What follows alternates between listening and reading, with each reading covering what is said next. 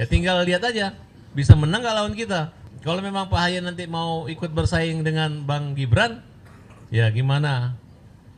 Artinya kedewasaan itu penting gitu.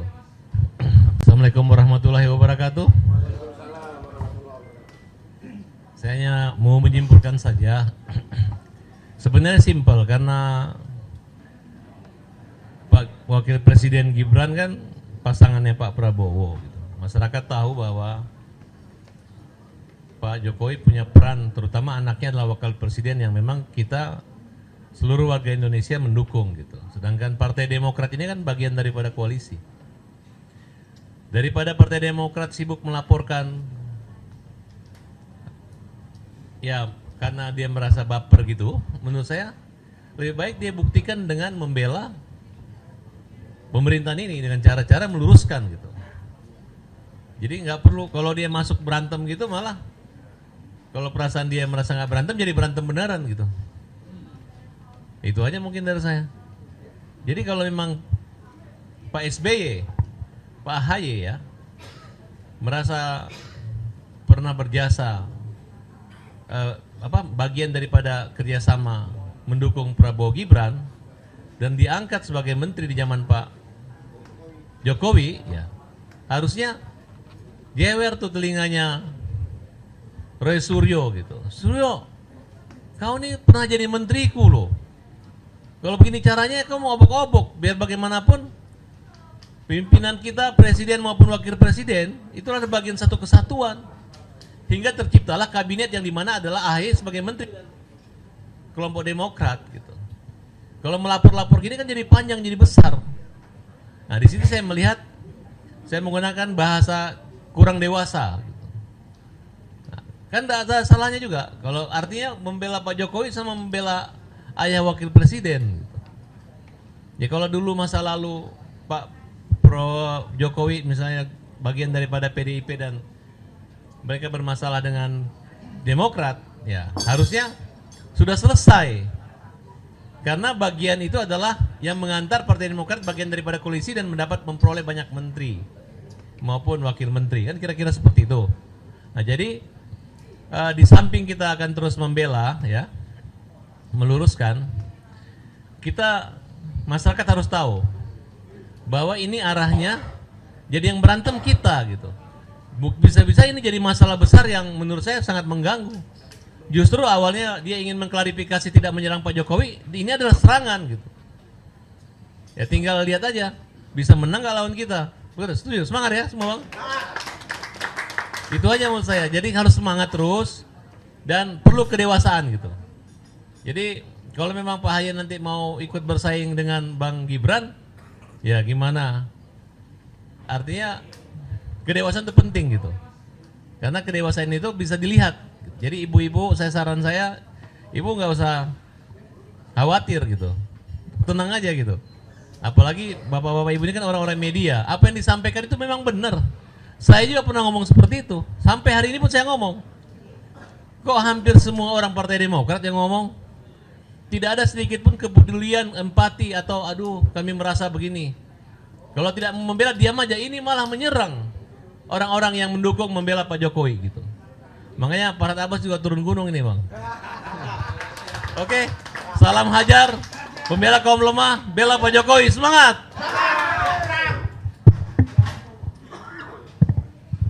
Oke, terakhir dari petisi ahli ya.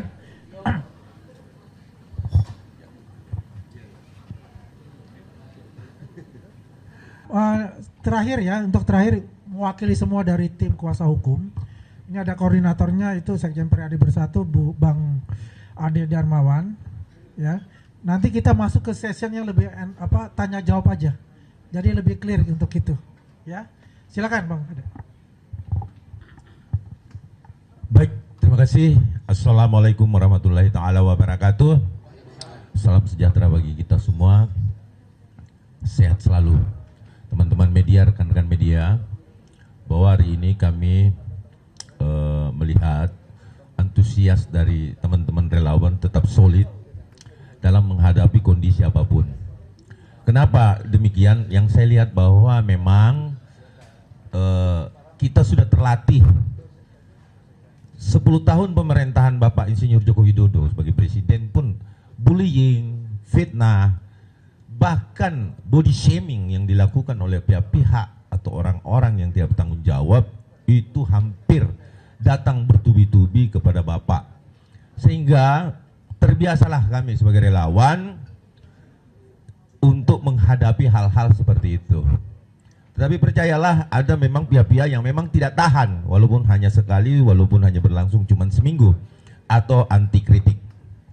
Namun kita indahkan itu, saat ini lebih konsentrasi bahwa apa yang dilakukan teman-teman di Badan Hukum Partai Demokrat, melakukan somasi terbuka, tanpa harus mendatangkan surat tersebut sampai ke tangan yang bersangkutan. Yang baru akan disomasi pun saat ini sudah dilaporkan. Bahwa kami tetap menyayangkan hal itu, namun tetap berkomunikasi baik kepada teman-teman tim hukum, dan harapan kita bahwa ini tidak perlu dilanjutkan. Kenapa demikian? Karena hal yang menjadi sia-sia dan juga membuang waktu untuk itu. Karena apapun itu, YouTuber, podcaster adalah bagian dari rakyat Indonesia yang memiliki profesi mengemas satu berita yang kemudian menjadi sumber bagi mereka untuk berkarya. Yang terpenting adalah bahwa saat ini karena sudah berbentuk laporan, maka kami dari tim hukum tetap konsentrasi pasal apa yang dilaporkan, ya, kemudian apa yang menjadi alat bukti serta barang bukti, karena di dalam KUHP yang baru itu harus 8, ya, syarat, beda dengan di KUHP lama hanya 5. Nah, tapi kita akan sortir baik-baik, kita akan lihat bila memang ada panggilan polisi yang dilayangkan baik itu klarifikasi maupun panggilan seperti apa yang akan diterima oleh para tersangka. Kami juga para pelapor, calon terlapor, belum terlapor ya? Ya karena belum dipanggil kan? Jadi kita lihat apakah seperti apa bukti-bukti yang dilayangkan untuk menerima laporan tersebut.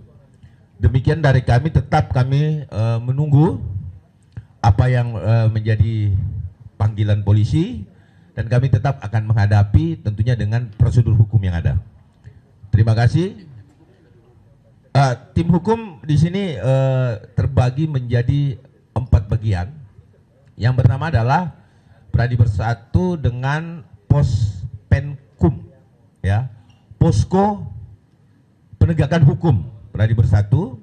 Kemudian ada THMP, Tim Hukum Merah Putih, ya, kemudian ada petisi ahli, dan ada saudara saya di sudut sana, ya, Farhad Abbas Associate.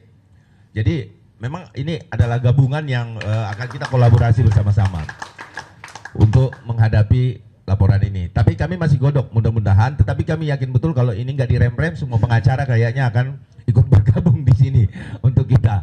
Tapi tidak apa-apa. Berapapun, siapapun yang ingin berpartisipasi dalam membantu teman-teman untuk menghadapi kasus hukum ini, ya tentunya kami apresiasi untuk itu. Ya, demikian. Terima kasih dari saya. Silakan saya kembalikan pada Bung Andi.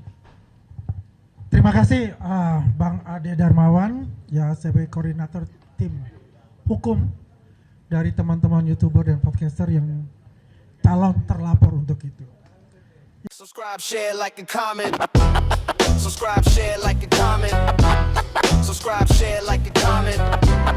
Subscribe, share, like, and comment. Subscribe, share, like, and comment.